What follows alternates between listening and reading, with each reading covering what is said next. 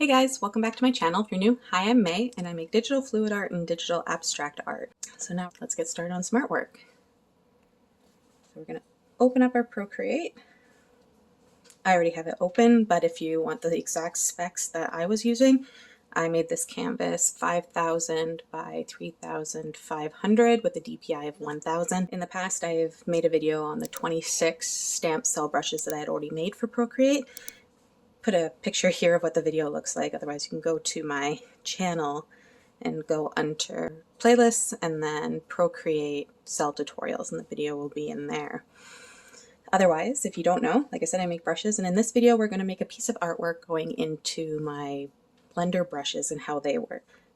Like I said, I've already done this piece of artwork just to kind of feel it out, my brushes, because I haven't used them for a while, and get into the groove of things. I've already created a gradient background here that we're going to be playing with. Otherwise, we're going to go into my blender brushes. If you haven't seen them already, these are the 26 stamp cell brushes that I've already created.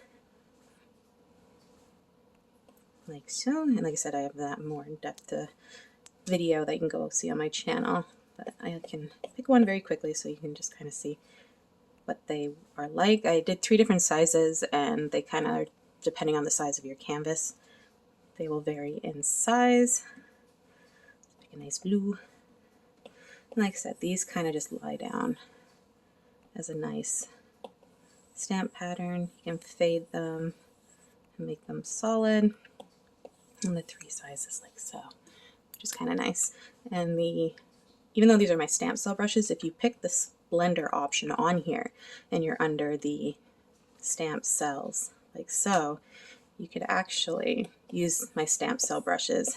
It takes a little bit of more effort, but you can work with it and use the stamp cells as well as blender brushes. But again, we're going to go more in depth with my actual brushes today. So the brushes that I've made are, I have a few ink brushes, some base brushes to create a kind of like a pattern over top of the brushes or whatever palette brush you choose. And then we go down into, we have edge pulls, blowtorch bubbles, tiny bubbles, medium bubbles, and then different cell patterns from 1 to 12. So when making these brushes, I was trying to think of different things people do. And I remember the last thing seeing is people using ink and ink flowers and things, and kind of incorporating those with their digital fluid arts and their real life acrylic pours, which I thought was really cool. So these ones are very much kind of a wet, transparent ink that you can kind of lay color very slightly over your existing artwork and kind of build it up like so. And the nice thing with these is, like I said, if you like doing ink flowers, I personally am not very talented at making ink flowers myself, but let's see how badly I can butcher this flower.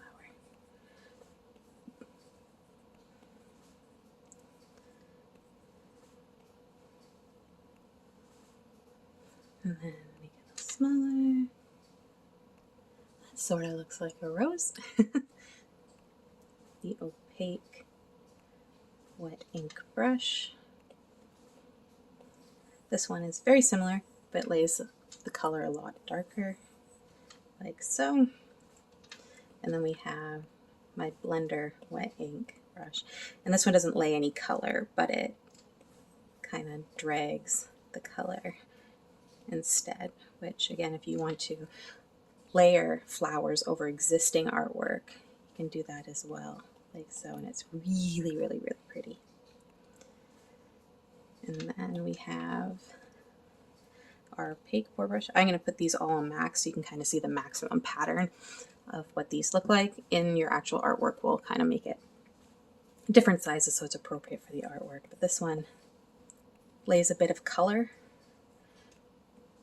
with the brush, because it's not really a blender brush. These 2 brushes are more meant to add texture and kind of a pattern before you go into liquify, or if you're making your fluid part of your artwork with or without liquify. So these ones, again, kind of a bit of a cell pattern. you have those bubbles, so it kind of gives an interesting texture. That's a little different from the art brushes that you have already on Procreate, where they're kind of just streaks and lines and little dots. So it just kind of gives, when you're pulling it in Liquify, kind of a bit of a different texture with it. And this one as well. Similar, but the inverted one just kind of gives, again, a little bit of different texture to your base. And then we have, going down further, our edge pull. This one's really cool. This one, depending on how you use it, such a pretty pattern. You can use this as well before going into Liquify to give your artwork an interesting pattern to pull, or you can use it from coming into the sides and kind of giving it that pulled look like so, which is really neat. Then we have edge pull 2. This one's almost kind of like, I have it kind of twisting. It's kind of more when you see with the straw patterns and they kind of blow the edges. That's kind of what this brush was kind of supposed to mimic, was kind of that kind of blown effect on your digital fluid art. And then we have our, of course, blowtorch bubbles, to give those tiny little bubbles. And depending on, and I kind of have it in a awkward, I don't have it laid down perfectly. It kind of goes in a bit of a wonky scattered pattern, which the harder you press, it's more opaque, or you can press it lightly and just get those light little bubbles, and which is always very necessary when doing a acrylic pour. You always end up with those tiny little bubbles. This one was really cool. I love doing this one. This one is swipe bubbles.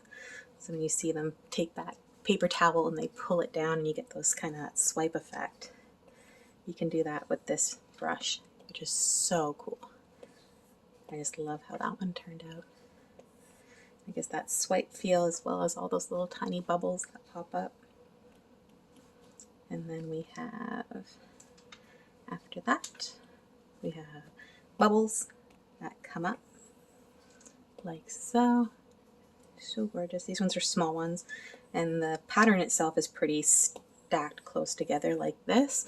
So that way when you're doing your artwork and using the blender brush, if you push lightly and have it on small and you just push very so lightly, you can kind of get them coming in different ways, and it's a little more compact.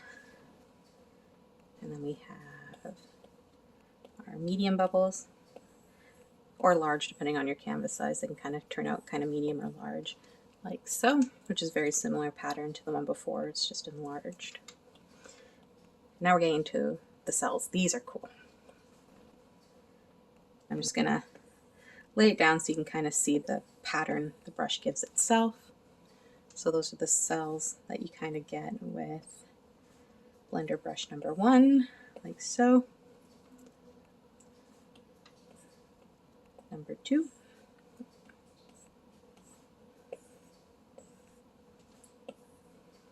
Like so.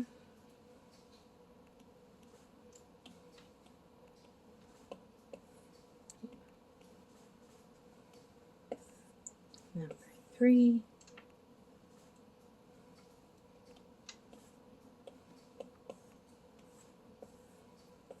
Four.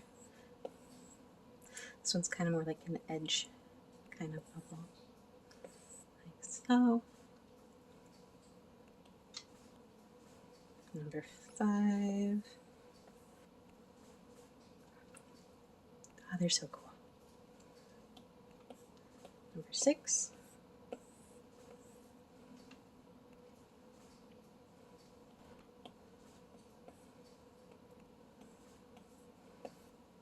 Number 7.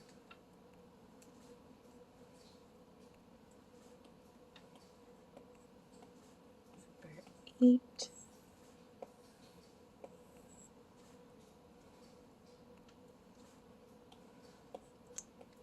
Number 9.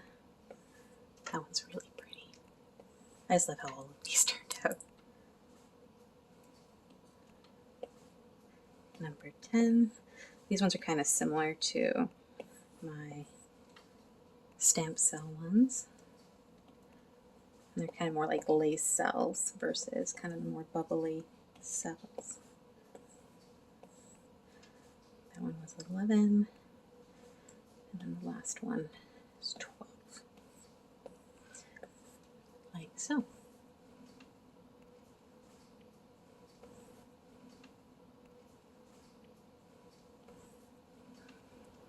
You stuck around and watched this tutorial and you really like how this turned out and want to give it a try for yourself, check out my Procreate brushes. They are now available for sale on my Etsy store. There's 49 different ones. Like I said, we have 23 blender brushes, and then we have the 26 stamp cell brushes. There you have it, our digital fluid art with my Procreate blender brushes.